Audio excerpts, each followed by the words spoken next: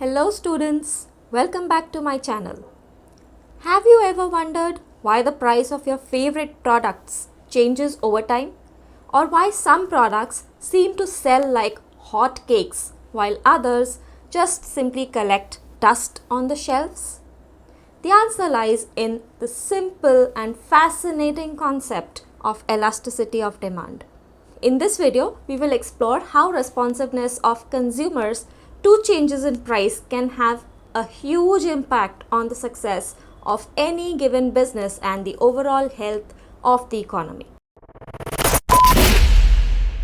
Well, I assume that since you are watching the video on elasticity, you are pretty much aware about the law of demand. Just to give you a recap, the law of demand would give you information with regards to changes in price and how that impacts the quantity demanded for a given commodity.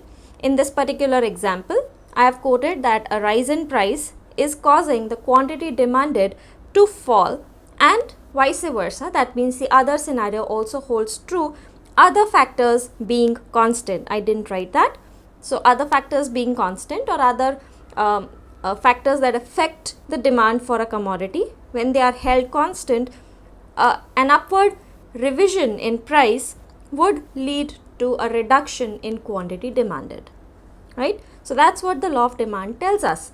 But is this statement giving us the information as to how much the price changed, and because of that, how much the quantity demanded fell? This statement does not give us that information. It does not tell us the magnitude of that change. That's where elasticity of demand comes into picture. Now, just to give you an overview of what elasticity of demand is, let's quickly take a look at that.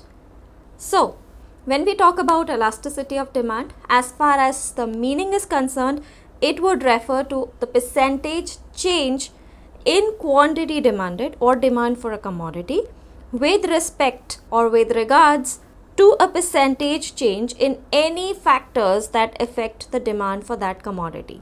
Let's quickly take a look at the formula to calculate elasticity of demand. So it's calculated as ED, which is coefficient of elasticity, equals to percentage change in the demand for commodity X. So this is commodity X, and it's divided by the percentage change in a factor affecting the demand for commodity X. That's how we calculate the elasticity of demand.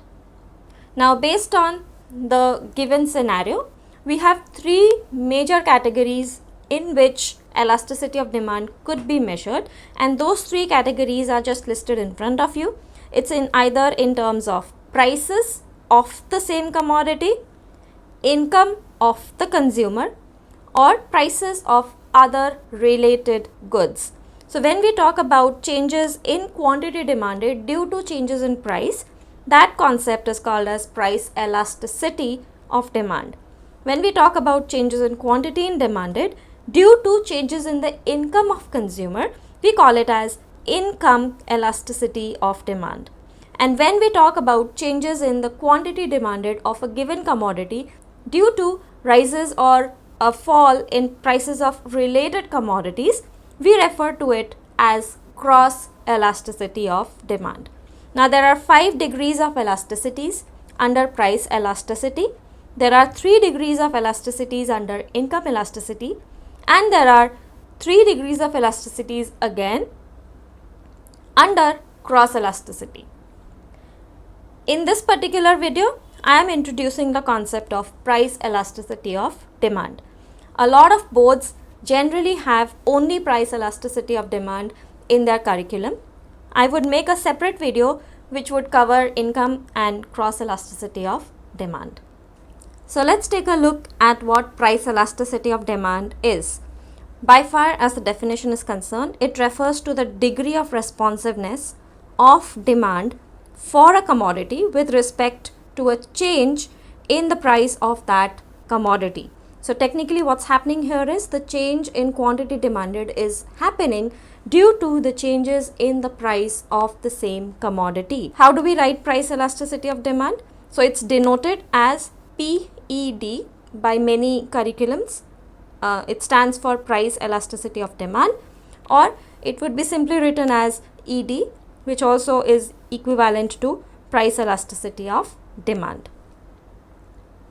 Now, ED or PED is generally called as the coefficient of elasticity. So, the coefficient of price elasticity is always a negative number. Why? Because if we remember the law of demand, price and quantity demanded are inversely related. So, because of that inverse relationship, the price elasticity, when we calculate with that division formula, it would always be a negative number. However, to keep the calculations simple, the negative sign is ignored while writing the value of elasticity. How do we calculate price elasticity of demand? The formula remains the same, which we just studied in the slide number 1.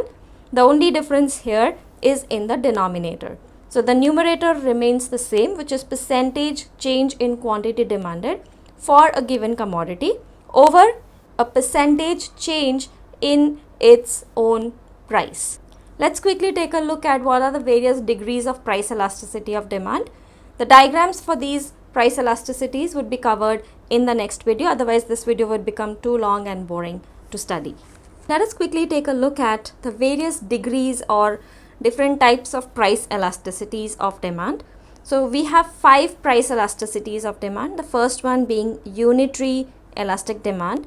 Relatively elastic demand is the second one. Third one is relatively inelastic demand. Fourth one is perfectly elastic demand. And the fifth one is perfectly inelastic demand. There are various values that coefficient of elasticity would have under each scenario. So under unitary elastic demand, the coefficient of elasticity, which is PED, is equal to 1. Under relatively elastic demand, PED is greater than 1. Under relatively inelastic demand, PED is less than 1. Under perfectly elastic demand, PED is equal to infinity.